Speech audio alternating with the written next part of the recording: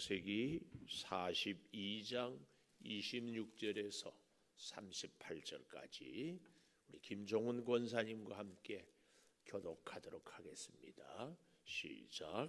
그들이 곡식을 나귀에 싣고 그곳을 떠났더니 한 사람이 여관에서 나귀에게 먹이를 주려고 자루를 풀고 본즉 그 돈이 자루 아귀에 있는지라. 그가 그 형제에게 말하되 내 돈을 도로 넣었도다. 보라, 자루 속에 있도다.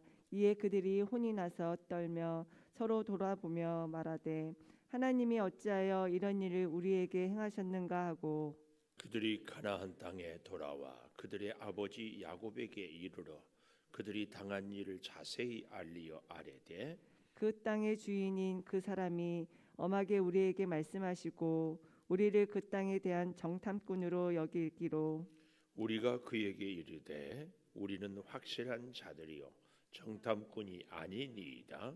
우리는 한 아버지의 아들 12 형제로서 하나는 없어지고 막내는 오늘 우리 아버지와 함께 가나안 땅에 있나이다 하였더니 그 땅의 주인인 그 사람이 우리에게 이르되 내가 이같이 하여 너희가 확실한 자들임을 알리니 너희 형제 중에 하나를 내게 두고 양식을 가지고 가서 너희 집안의 굶주림을 구하고 너희 막내 아우를 내게로 데려오라. 그러면 너희가 정탐꾼이 아니요 확실한 자들임을 내가 알고 너희 형제를 너희에게 돌리리니 너희가 이 나라에서 무역하리라 하더이다 하고 각기 자루를 쏟고 본즉 각 사람의 돈 뭉치가 그 자루 속에 있는지라. 그들과 그들의 아버지가 돈 뭉치를 보고 다 두려워하더니 그들의 아버지 야곱이 그들에게 이르되 너희가 나에게 내 자식들을 잃게 하도다. 요셉도 없어졌고 시므온도 없어졌거늘 베냐민을 또 빼앗아 가고자 하니 이는 다 나를 해롭게 함이로다. 르우벤이 그의 아버지에게 말하여 이르되 내가 그를 아버지께로 데리고 오지 아니하거든 내 두 아들을 죽이소서. 그를 내 손에 맡기소서. 내가 그를 아버지께로 데리고 돌아오리이다. 같이 봅니다.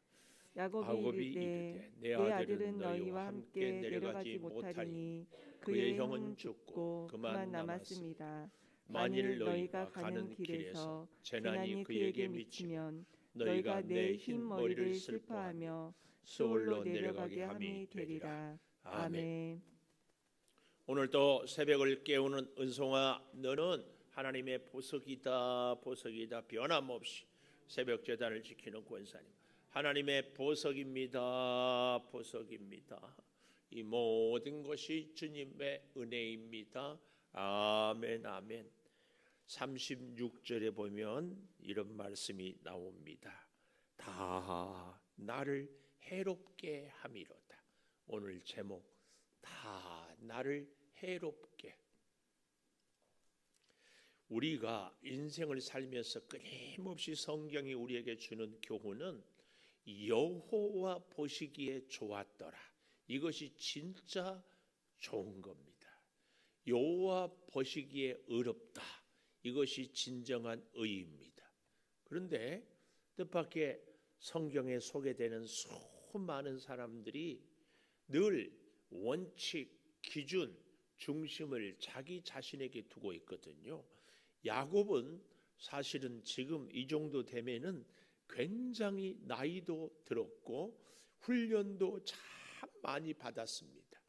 우리가 잘 알다시피 형을 속이고 장자의 명분을 취하였다가 외삼촌 라반의 집으로 도망가서 외삼촌에게 정말 이용당할 대로 당하다가 구사일생으로 처자식을 데리고 오고 그러다가 야복 나루터에서 허벅지 관절이 부러지고 에서와 화해를 이루고 살지 않습니까?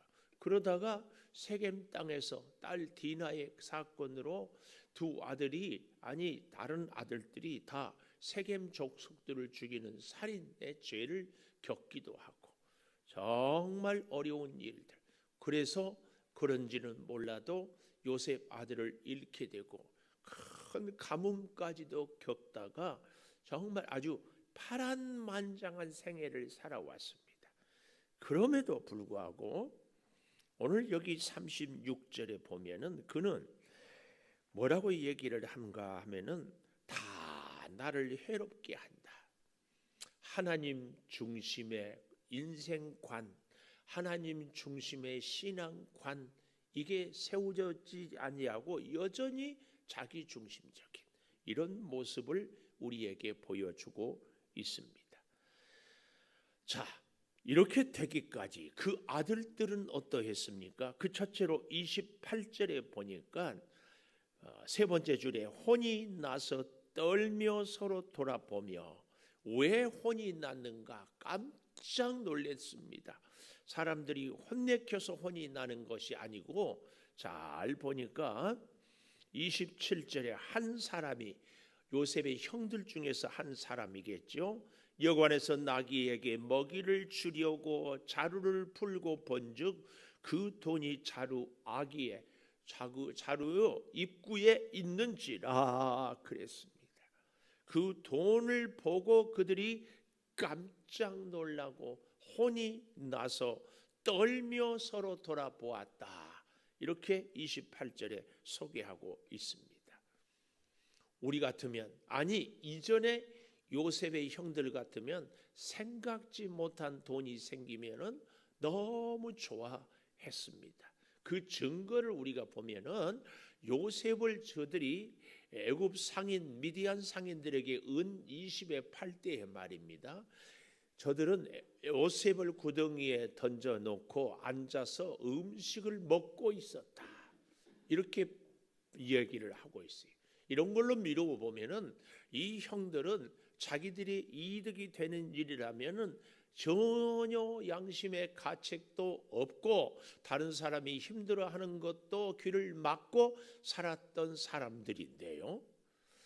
우리가 바로 앞에 21절인가요? 42절 21절에 그들이 서로 말하되 우리가 아우의 일로 말미암아 범죄하였도다. 그가 우리에게 애걸할 때 그 마음의 괴로움을 보고도 듣지 아니하였으므로 이 괴로움이 우리에게 임하도다. 회개한 거죠. 회개하고 요셉에게 정탐꾼이라고 누명을 씌움을 당하고, 그래서 그들이 정말 이전과는 완전히 다른 가치관, 다른 눈으로 세상을 사람을 보게 되었어요. 그러다 보니까 그들의 주머니에, 그들의 여기에 보면 자루에 뜻하지 않는 그들의 돈이 있는 것을 보고 혼이 나서 떨며 서로 돌아보았다. 이렇게 말씀을 하고 있습니다. 그러면서요, 그들은 이렇게 얘기를 해요. 하나님이 어찌하여 이런 일을 우리에게 행하셨는가? 지금까지는 이 요셉의 형들이 다 자기들이 행동하고 자기들이 계획하고 자기들이 노력했습니다. 그런데 이제는 하나님이 어떻게, 하나님이 어찌하여 하나님을 거론하고 하나님을 고백하고 하나님을 의지하는 이런 모습을 보게 됩니다. 여기 오기까지 하나님은 이 요셉의 형들을 여러 가지로 연단하고 훈련하는 것, 특별히 지나간 한 20여 년 이상 요셉의 형들은 아버지 야곱이 날마다 근심 어린 표정을 지으며 가끔씩 요셉의 이야기를 할 때마다 얼마나 마음이 무거웠겠어요. 그러나 그들은 어떻게 해요? 서로가 비밀을 지키며 서로의 침묵하는 징, 그러면서 회개하지 못하고 양심의 가책을 느끼면서 사실은 그 삶 자체가 형벌이죠. 형벌. 아버지의 어두운 그늘을 볼 때마다 그 형들은 정말 괴로웠을 것입니다. 그러다가 요셉 총리 앞에서 그들이 완전히 깨지고, 그리고 나서는 이제 사건을 다시 볼 때 이전에 같으면은 공짜 돈이 불로소득이 생겼다고 아주 좋아했을 법한데 혼이 나서 떨며 서로 돌아보며 하나님이 어찌하여 이런 일을 우리에게 행하셨는가? 하나님이 우리에게 주지 않은 것은 진정한 우리의 소유가 아닙니다. 하나님이 우리에게 베풀어 주신 것, 수고의 대가를 누리게 하는 것만이 참 우리의 것인 줄을 믿습니다. 요셉의 형들이 이제야 제정신이 든 거죠. 그래서요, 잘 보십시오. 29절에 그들이 가나안 땅에 돌아와 아버지 야곱에게 이르러 그들이 당한 일을 자세히 알리어 아뢰었다. 그렇게 깜짝 놀래고 그렇게 요셉 앞에서 자기들이 요셉이 듣지 못한 줄 알고 죄를 고백하고 회개했고, 이토록 오늘 여기 28절에 하나님을 거론하면서도 놀라운 것, 야곱에게 그들이 당한 일을 자세히 알리는데 보십시오. 30절, 그 땅의 주인인 그 사람이 엄하게 우리에게 말씀하고 그 땅에 대한 정탐꾼으로 여기기로 우리가 그에게 이르되 우리는 확실한 자들이다. 이 확실한 자들이다 이 말을요, 다른 말로 바꿔보면은 영어 성경에는 be true men, 진실한 사람들입니다. 그 얘기예요. 우리는 거짓이, 간첩이, 정탐꾼이 아니고 진실한 사람들입니다. 그 얘기거든요. 그러면서 32절, 한 아버지 아들 12형제 하나 없어지고 막내는 우리 아버지와 함께 가나안 땅에 있나이다 하였더니, 확실한 자들임을 알려면 동생을 34절 막내 아우를 데리고 오라. 계속 그들이 아버지 야곱에게 얘기하는데 회개하고 하나님을 거명하면서도 깜짝 놀랄 사실이 뭐예요? 여전히 자기들이 요셉을 팔았다 얘기하지 않습니다. 요셉을 우리가 팔았습니다. 요셉을 우리가 속였습니다. 이런 얘기하고 있지 않아요.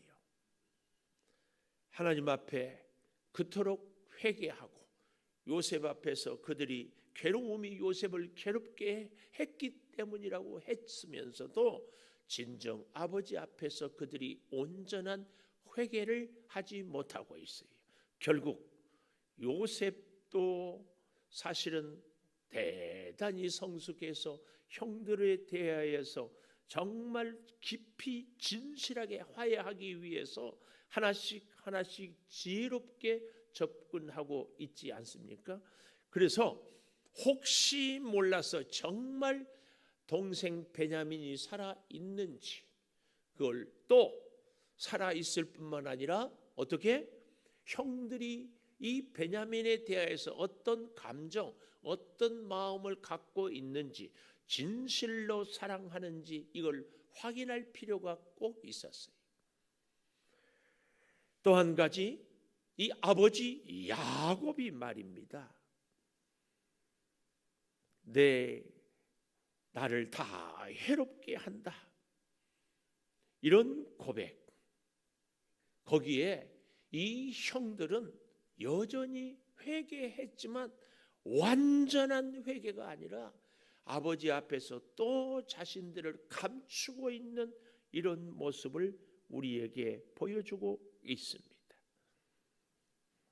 결국은요, 막내는 오늘 우리 아버지와 함께 가나안 땅에 있나이다. 32절에 이렇게 요셉에게 얘기했고 아버지에게 얘기하는데, 이 아버지 앞에 와서는 자기들의 허물과 죄를 감추고 있는 이 모습. 그때에 그들이 뭐라고 얘기합니까? 막내 아우를 내게로 데리고 오라는 그 얘기를 하고 있는 것입니다. 어제도 제가 그런 말씀을 드렸지만 야곱에게는 다 잃고 다 포기해도 포기할 수 없는 존재가 베냐민이다. 그 얘기입니다. 그래서요, 여기 35절에 내려가 보면 돈 뭉치를 보고 다 두려워했습니다. 애굽의 총리한테 얼마나 추상같이 엄하게 추궁을 당했기 때문에 다 두려워했습니다. 그리고는 야곱이 하는 얘기가 36절의 얘기입니다. 아버지 야곱이 그들에게 이르되 너희가 나에게 내 자식을 잃게 하도다. 요셉도 없어지고 시므온도 없어진데 베냐민도 빼앗아 가고자 하느냐.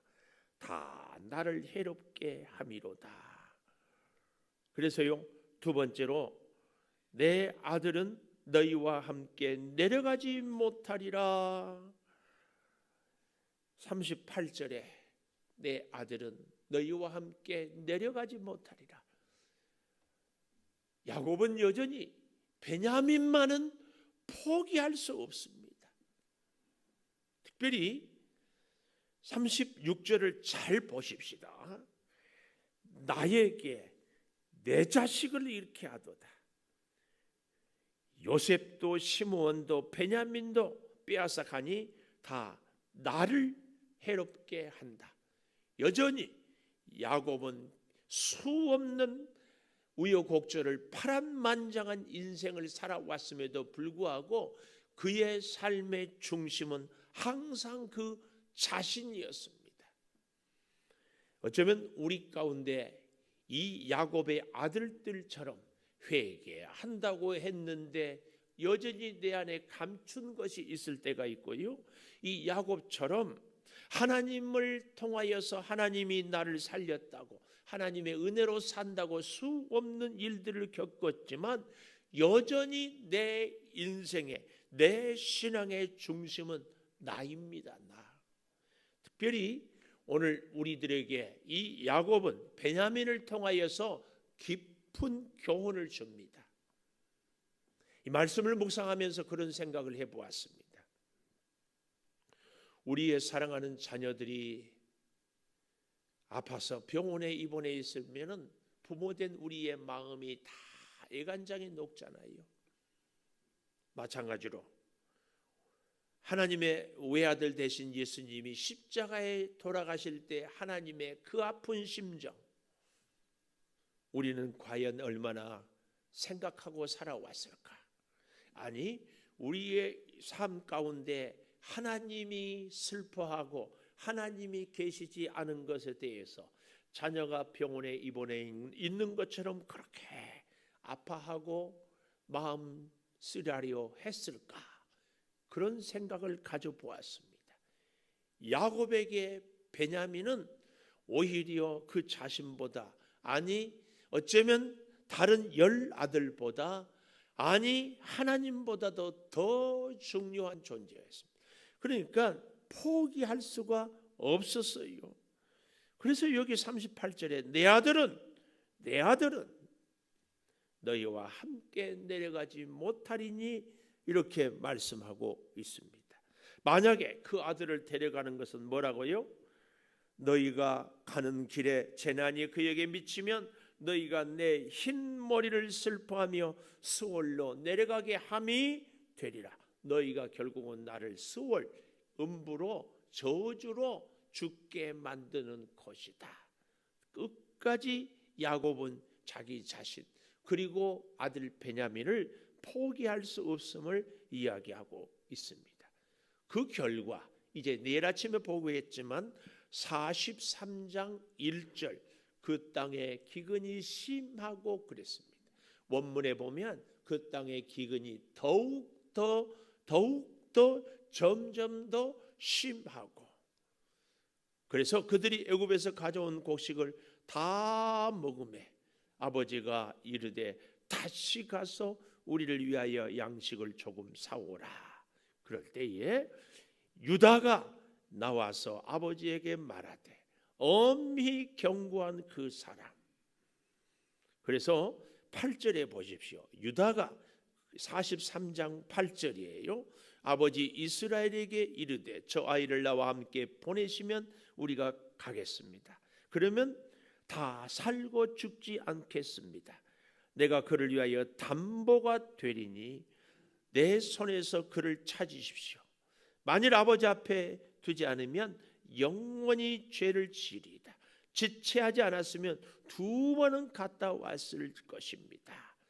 그 고백 앞에, 그 설득 앞에 아버지 야곱이 허락을 하는데요, 이 유다의 이 설득뿐만 아니라 우리는 놓칠 수 없는 것이요, 장남 르우벤이 야곱에게 했던 이야기를 우리는 먼저 좀 볼 필요가 있더라, 그 말씀이에요. 르우벤이 그 아버지에게 하는 얘기가 37절, 42장 37절. 우리가 오늘 보았죠. 르우벤이 그의 아버지에게 말하여 이르되 내가 그를 아버지께로 데리고 오지 아니하거든 내 2 아들을 죽이소서. 그를 내 손에 맡기소서. 내가 그를 아버지께로 데리고 돌아오리이다. 르우벤은 요셉을 팔 때도 그렇고 지금도 그렇고 요셉 앞에서 회개할 때도 그렇고 늘 형제들 가운데 장남으로서의 역할을 나름대로 잘하고 있습니다. 물론 그가 그의 서모 비라와 통간하는 것 때문에 장자의 명분을 잃어버리기는 했지만 르우벤의 이 고백이 결국은 43장에 점점 가뭄은 깊어가고 유다의 설득이 야곱의 마음을 움직이게 하는 밑거름이 주춧돌이 되었다는 것을 우리는 또한 볼 수 있어야 합니다. 결국은요, 우리가 43장 14절을 우리가 봐야 합니다. 43장 14절 보십시다. 다 같이 한번 읽어볼까요? 시작. 전능하신 하나님께서 그 사람 앞에서 너희에게 은혜를 베푸사 그 사람으로 너희 다른 형제와 베냐민을 돌려보내게 하시기를 원하노라. 그 다음 밑줄, 내가 자식을 잃게 되면 이르리로다. 요 말씀입니다. 야곱이 놀랍게도 그의 아들 베냐민을 포기하게 될 때부터 이제 하나님의 온전한 구원이 이루어지게 되는 것을 볼 수 있습니다. 마치 잃게 되면 이르리로다. 에스더가 고백했던 죽으면 죽으리로다. 그 말씀이 우리에게 떠올려지게 됩니다. 여러분, 혹 우리 가운데 나름대로 회개했지만 여전히 야곱의 아들들처럼 결정적인 순간에는 감추고 있는 모습은 아닌지, 혹은 야곱처럼 말입니다, 다 포기해도 베냐민만은 포기할 수 없다 하는 것이 오늘 내 안에 있는 것은 없는지 깊이 우리 자신을 돌아보면서 내가 자식을 잃으면 잃게 되리로다. 이 야곱의 고백이 저와 여러분의 고백이 되기를 축원합니다. 기도하겠습니다. 아버지 하나님, 다 나를 해롭게 하다. 아버지, 내 인생의 기준, 원칙, 가치 다 내 자신입니다. 주님, 이런 우리들의 이 연약함을 주께서 다 헤아려 주시고 나 중심에서 하나님 중심으로 인격이 바뀌고 가치관이 바뀌고 믿음이 성숙하게 도와 주시옵소서. 하나님 돌보지 않으면 우리가 지금까지도 앞으로도 어찌 살아갈 수 있겠습니까? 그럼에도 불구하고 나도 모르게 하나님보다는 내 자신, 내 자식, 내 소유가 더 중요했습니다. 하나님 때문에는 밤잠 못 이루고 밤새워 고민해 본 적이 없지만 물질이, 사업이, 자녀가 아플 때에 혹은 내 자존심이 상했을 때에 몸부림치며 잠 못 이루는 괴로움과 갈등이 있었음을 부끄러운 마음으로 고백합니다. 주여, 이런 우리의 연약함을 긍휼히 여겨주시고 하나님이 내 인생의 가장 우선순위가 되는 내 남은 여생이 되게 하여 주시옵소서. 우리의 사랑하는 자녀들을 주여, 우리가 우리 뜻대로 할 수는 없지만 우리 자녀들을 위하여 눈물로 기도는 할 수 있사오니 주여, 우리의 기도가 하늘 보좌를 움직이고 하나님께서 우리 자녀들의 심령을 변화시켜서 하나님의 사람들로 세워 주시옵소서. 주님께 내어 맡길 때 주님이 살리시고 주님이 보호하시고 주님이 역사하여 주시옵소서. 지금은 우리 주 예수 그리스도의 은혜와 아버지 하나님의 무한하신 사랑과 성령의 감화 감동하심이 영원토록 함께 하시옵기를 간절히 축원하옵나이다. 아멘. 기도하십시다.